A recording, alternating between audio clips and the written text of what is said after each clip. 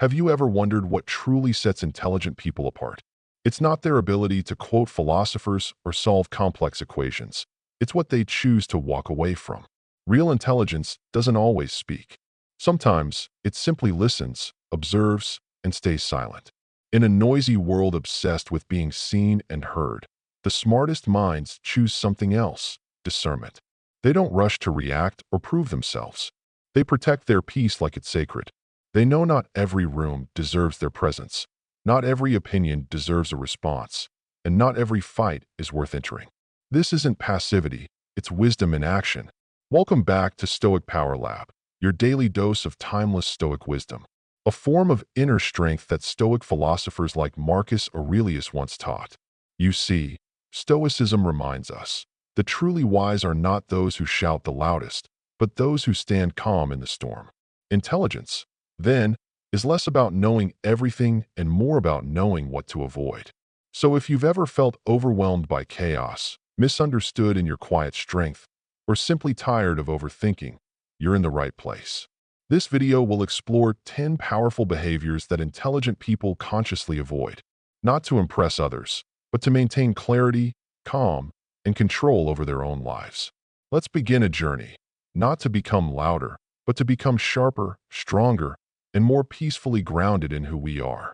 Because maybe, just maybe, real power isn't about how much you know, but how wisely you choose what to let go. Let's face it, we've all been pulled into an argument that left us feeling drained, frustrated, and wondering, why did I even bother? It's a common trap. But here's the truth. Intelligent people learn, often the hard way, that most arguments aren't about truth. They're about ego. You see, the person yelling across the table isn't usually trying to understand you. They're trying to win. And the moment you take the bait, you're not just entering a debate. You're handing over your peace, your focus, and your emotional energy. For what? To prove a point that might not even matter tomorrow? Stoic wisdom offers a powerful insight here. You don't have to attend every argument you're invited to. That's not weakness. That's strength, measured, intentional strength. I remember a coworker who seemed to thrive on confrontation. Every meeting became a battle. At first, I engaged, thinking I had to defend myself. But I left those rooms exhausted, not enlightened. Eventually, I realized his arguments weren't about ideas. They were about control. So I stopped responding. Not because he was right, but because my peace was more valuable than his approval. And guess what? The dynamic shifted. From a psychological perspective, constant arguing is often a symptom of inner chaos. People seek to dominate when they feel powerless. But intelligent minds know better. Power isn't in overpowering others. It's in mastering yourself. So the next time someone tries to pull you into a fruitless argument, ask yourself, is this worth my clarity? Is this battle worth my balance? Because walking away from noise isn't cowardice, it's wisdom in motion. Let me ask you something. Have you ever caught yourself explaining, and then explaining again, why you made a choice, just so people wouldn't judge you? It's exhausting, right? And here's the thing. Intelligent people eventually realize, not everyone deserves an explanation, especially those who've already made up their minds. Over-explaining is a habit rooted in a desire for acceptance. We want to be understood. We want people to say, ah, that makes sense. But often, what we're really doing is seeking permission. And that, my friend, gives others the power to reshape your path. Imagine this. You decide to leave a high-paying job to pursue something that aligns with your values. Suddenly, you feel the urge to justify it. It's not about the money. I've thought this through. It just feels right. But if the person listening doesn't get it, they still won't. And worse, now they think your decision is up for debate. The Stoics would call this a distraction from inner peace. Epictetus once said, if you want to improve, be content to be thought foolish. Let that sink in. The truth is, the more you explain yourself to the wrong people, the more space you give them to poke holes in your vision, to chip away at your clarity. But when you stop explaining, when you let your actions speak, something shifts. People begin to respect your boundaries. And those who don't, they quietly fall away. That's not arrogance. That's self-respect. And that's what intelligent people understand. Real alignment doesn't come from being understood. It comes from being true to yourself. Have you ever been in a room where someone just has to speak louder than everyone else? Where their voice fills every silence? not because they have something meaningful to say, but because they fear being overlooked. Let's be honest. On the surface, it might look like confidence, like leadership, but look closer, and you'll often find insecurity wrapped in volume. The need to dominate every conversation doesn't always come from power. It usually comes from fear. Fear of not being seen, not being heard, or worse, not matching. Truly intelligent people, those grounded in self-awareness, don't compete for airtime. They don't rush to interrupt. They observe. They listen. And when they do speak, it's measured, intentional, because they understand one simple truth. Presence doesn't need volume to be felt. Picture this, a team meeting. One person talks nonstop, selling every idea like they're on stage. Another sits quietly, absorbing, watching. Then, near the end, that quiet person speaks, clearly, calmly, and suddenly the whole room leans in. That's not magic. That's presence earned through self-control. The Stoics believe that inner calm is power. That silence, when chosen deliberately, is not weakness, it's wisdom. When you don't feel the need to prove something constantly, you start to own your energy. You start to use your words like a sculptor uses a chisel, precise, thoughtful, effective. And here's something to reflect on. Are you raising your voice because your ideas matter, or because you're afraid they won't be heard if you don't? Being heard isn't about shouting the loudest. It's about saying something worth listening to. Intelligent people get that. They don't fill every silence. They respect it. They don't dominate a room. They influence it, quietly, powerfully. So the next time you find yourself needing to raise your voice to feel significant, pause. Breathe. Ask yourself, what message carries more weight? One shouted in noise or one spoken in clarity? In a world that rewards the loud, be the voice of calm. Be the one who leads, not with noise, but with depth. Let me ask you something. Have you ever felt exhausted after talking to someone, even when it wasn't a long conversation? You walk away, and suddenly your chest feels tight, your thoughts feel fuzzy, and you just don't feel like yourself. That's the silent work of energy-draining relationships. It's not about fireworks or huge betrayals. It's subtle, constant negativity, guilt-tripping comments, emotional demands wrapped in the guise of love. And before you know it, your energy, your clarity, is zapped. I want to share a story about a woman named Anna. She was always the strong one in her family, the go-to person. Her sister, Melissa, would call daily, complaining about work, her ex, the neighbor's dog. At first, Anna listened. She gave advice. She offered help. But over time, she noticed something. Every conversation left her feeling smaller. Her sleep became restless. Her joy dimmed. That's when Anna realized her emotional energy isn't an open tap. It's sacred. So she set boundaries. She limited calls. She didn't reply immediately. And she let go of the guilt, because real love doesn't demand your mental health in return.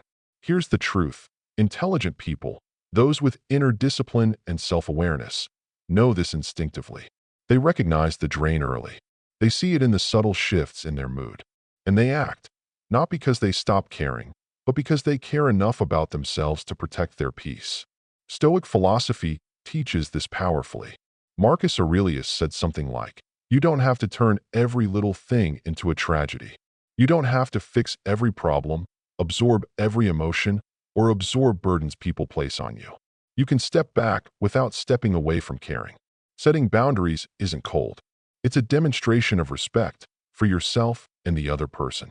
It shows you're present, but also purposeful. You're not abandoning the relationship. You're honoring your capacity to be there, but on terms that don't cost your serenity. So ask yourself, are there relationships in your life that leave you feeling depleted? After a conversation, do you feel lighter or heavier? If it's the latter, maybe it's time to draw a line. Maybe it's time to step back and say, I love you, but I need to take care of myself too. Intelligent living isn't just about what knowledge you absorb. It's about what you choose to preserve, like your calm, your clarity, and your emotional strength. Have you ever noticed how some people can't stop talking about their achievements? Name-dropping, flexing credentials, or spotlighting every success, almost like they're scared someone else will beat them to it. Here's a powerful truth. Loud self-promotion often hides deep insecurity. When you boast, you're saying, look at me, see me. But true competence doesn't need to scream. It quietly shows up in consistent actions, solid results, and a calm confidence that doesn't require applause. Let me share a story about a man named David. He worked as a financial advisor for years. He didn't drive flashy cars or flaunt certifications. He didn't drop his successes into every conversation. Instead, he listened deeply, asked the right questions, and delivered thoughtful advice. Over time, the room would quiet when he spoke. Why? Not because he boasted, but because he quietly earned respect. That's the kind of influence that lasts. It's not about the noise. It's about the quality. And it's built when you let your work speak for itself. Stoic philosophers understood this well. They believed true strength isn't about showing off. It's about mastering yourself. Marcus Aurelius once emphasized that greatness is shown through being, not showing. Quiet humility is the strongest kind of influence. Ask yourself, are your successes part of your identity or your validation? Are you chasing applause or are you focused on mastery? Do you act first and tell later, or tell first hoping to act later? Here's the real value of quiet competence. You avoid the trap of never proving yourself enough. You build trust the way oak trees grow, slowly, steadily, without bragging about the rings. When you let your results speak, you create a ripple effect. People start to notice, not because you told them, but because they felt it. That's true power. So if you're tempted to boast, take a pause. Let your work shine. Let your integrity show. Let your consistency do the talking. It's not about denying your wins. It's about owning them confidently, without needing the noise. Because real respect doesn't come from volume. It comes from value. Have you ever found yourself venting about a problem, but doing nothing to change it? Traffic is terrible. I'm always stressed. Work is so unfair. Yet the same complaint comes up week after week. Feels familiar, doesn't it? Here's the catch. Complaining without action doesn't help. It actually hurts. It reinforces a sense of helplessness. It convinces your mind you have no control. And that's the opposite of intelligence. Truly wise people use complaint as a signal, not a destination. Let me share a personal story. A friend of mine complained endlessly about being overwhelmed at work. She'd rant for hours, but never adjusted anything. No schedule changes, no new boundaries, nothing. After a while, the same complaint just echoed, and she felt more stuck than before. Then one day, she asked herself, "Can I do something about this?" She rearranged her routine, added a break each afternoon, and started delegating small tasks. The complaining stopped, and her energy returned. That's how powerful it is when you shift from complaining to choosing. The Stoics taught a simple yet profound principle. Ask yourself, is this within my control? If yes, act. If no, accept and let go. That decision alone changes the entire outcome. Think about it today. What are you complaining about? Can you change it? If yes, take one small step. Maybe it's an email, a chat, a break, or even a mindset shift. If no, let it go with dignity. Release the resistance. Keep your peace. This isn't about being emotionless or hard-hearted. It's about choosing where to invest your energy. Every complaint that isn't followed by action is wasted potential and wasted time. And time, that's your most precious resource. Real intelligence isn't about having every solution. It's about knowing which battles to fight and which to release. It's about turning frustration into freedom, inertia into movement. So here's your challenge. Notice one complaint today. Then ask the question, what can I do about it? And do it, or decide to let it go. Because when you match complaint with action or acceptance, you reclaim your control and your peace. Have you ever excitedly told everyone about a big plan, only to feel the wind go out of your sails before you even started? It's a common trap. Sharing goals too soon opens the door to outside opinions, doubts, and pressure. Let's be real. Enthusiasm is beautiful. But when you announce your vision before it's built, you invite noise. Suddenly, it's not just your idea anymore. It's public property. Why not try this instead? Are you sure it's the right time? These questions, even well-meaning, chip away at your clarity and slow your momentum. Remember when you first dreamt of running a marathon, launching a course, or starting that passion project? That moment was pure. It was yours. But as soon as it went public, the energy shifted from internal drive to external validation.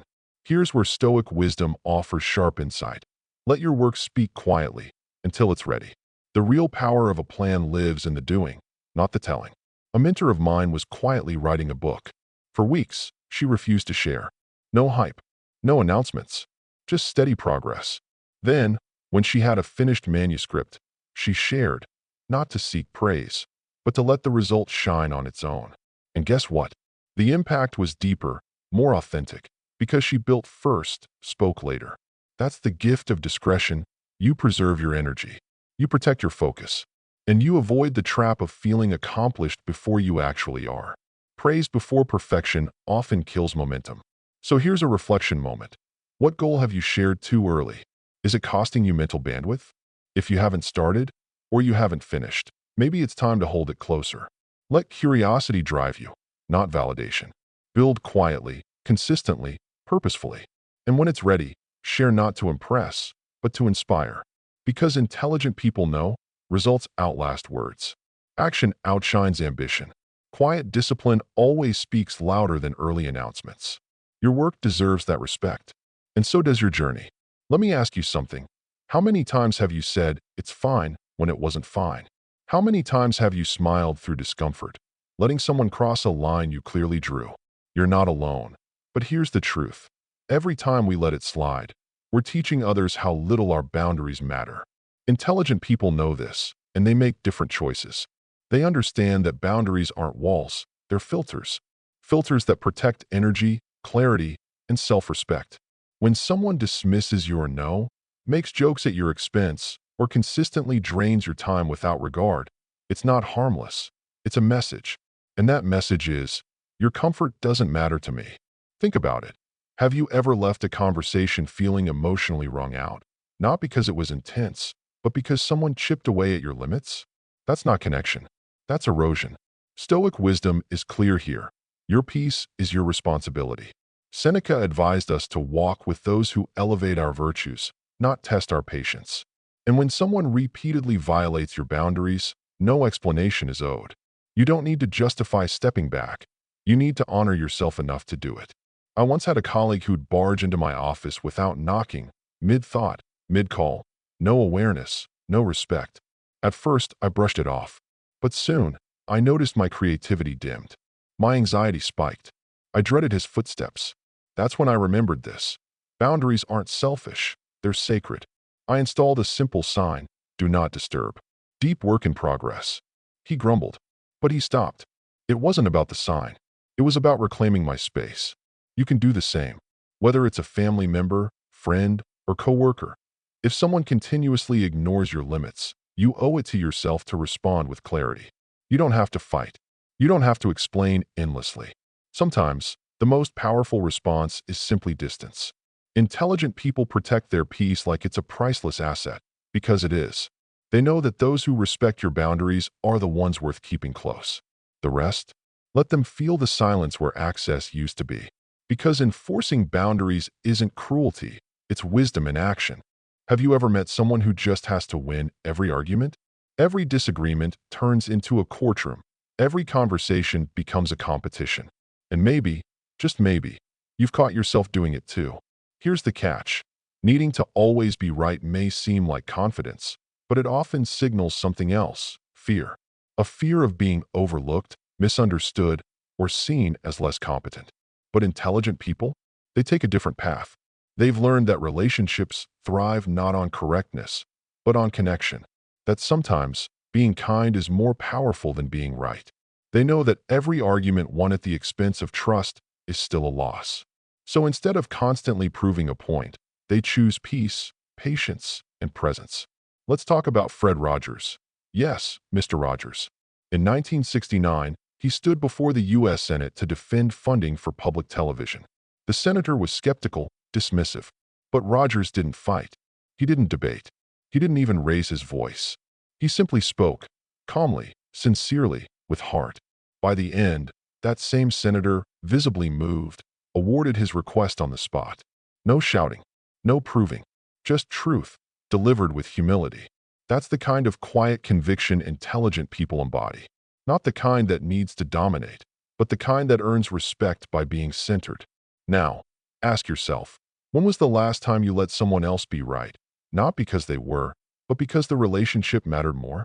That's not weakness, it's wisdom. Marcus Aurelius said, "You always own the option of having no opinion." That's Stoic strength, the ability to choose silence over friction, understanding over ego. In my own life, I've seen this play out. I used to correct people constantly, facts, opinions, even pronunciation. I thought I was being helpful, but really, I was being exhausting. Eventually, I realized that being right wasn't making me more respected, it was making me less relatable. So I stopped. Not completely, but intentionally. I started asking, is this worth it? And more often than not, the answer was no. Because intelligent people don't fight to be heard. They listen to understand. They let go of the need to win. And in doing so, they win something far greater: peace, respect, and lasting connection. Let your wisdom be measured not by how loudly you speak, but by how deeply you understand. Let me ask you something. Have you ever said something in anger and instantly regretted it? Or acted on impulse, only to feel foolish the moment the dust settled? We've all been there. But here's what intelligent people, and especially Stoics, know. The moment you react emotionally, you hand over control, not just of the situation, but of yourself. It's easy to feel justified in the heat of the moment. Someone offends you, disrespects you, pushes a button, and boom, emotion takes the wheel. But the truth is, when you react without thinking, you become a puppet. Your power shifts from your hands into theirs. That's why Stoic thinkers like Marcus Aurelius reminded us. If you are distressed by anything external, the pain is not due to the thing itself, but to your estimate of it. Powerful, right? The key isn't to suppress your emotions. That only bottles them up. The key is the pause, that small but mighty space between stimulus and response. That's where wisdom lives. That's where maturity grows. That's where freedom begins. I remember years ago, during a tense work meeting, a colleague snapped at me in front of others. My instinct was to fire back, to defend myself, assert dominance, win the moment. But I paused, took a breath, and said nothing. Later, I calmly addressed the issue in private. The outcome: a stronger reputation, not just for leadership, but for emotional strength. Reacting with composure doesn't mean being cold. It means being in control. It's not about letting people walk over you. It's about showing them you don't need to bark to be heard. Think about the people you admire most. Are they the loudest in the room? Or the calmest? The ones who blow up at every slight? Or the ones who maintain steady presence, even in chaos? Intelligent people don't let temporary emotion write permanent consequences. They train their minds to respond, not react. So next time you feel the fire rise, pause. Ask yourself, is this worth my peace? Most of the time, it won't be. And choosing peace over impulse isn't weakness. It's mastery. Let your strength be silent. Let your calm be louder than any outburst ever could be. That's not just stoicism. That's wisdom in motion. Let's bring it home. In a world that celebrates more talking, more doing, more proving, true intelligence often looks like less. Less noise, less ego, less drama. But don't mistake that for weakness. That restraint, that calm presence, it's a superpower. You see, intelligence isn't just about how much you know or how sharp your arguments are. It's about what you choose to avoid. The petty fights, the need to always be right, the constant rush for validation. True wisdom is in the decisions you don't make, the ones that cost your peace. Stoic philosophy nailed this centuries ago. They taught us that real strength lies in discipline, in knowing when to walk away, in preserving your energy for what truly matters. Marcus Aurelius said, "You have power over your mind, not outside events. Realize this, and you will find strength." That's not just a quote. That's a map to a life of quiet power. So, let me ask you, what if intelligence isn't about standing out, but standing firm? What if your greatest growth isn't in the spotlight, but in the silence where your values guide your steps? Think of the moments that truly shaped you. Were they filled with applause or filled with clarity? Were they loud or profoundly still? If anything from this video struck a chord with you, don't let it fade as just another piece of content. Reflect. Choose one insight. Apply it this week. Maybe it's pausing before you react. Maybe it's stepping back from someone who drains you. Or maybe it's simply choosing not to explain yourself to people who don't deserve that access. Because the truth is, growth is personal, but it starts with awareness. And if you're walking this path with us, this path of presence, clarity, and peace, I'd love to hear from you. Drop a comment below and tell us which lesson hit home. Share your journey. And if this message made you breathe a little easier today, do someone a favor, share it. Help build a space where intelligence doesn't shout, but listens. Where wisdom isn't just admired, it's lived. Subscribe, tap that bell, and let's keep building this kind of community. Stay grounded, stay focused, and as always, stay stoic.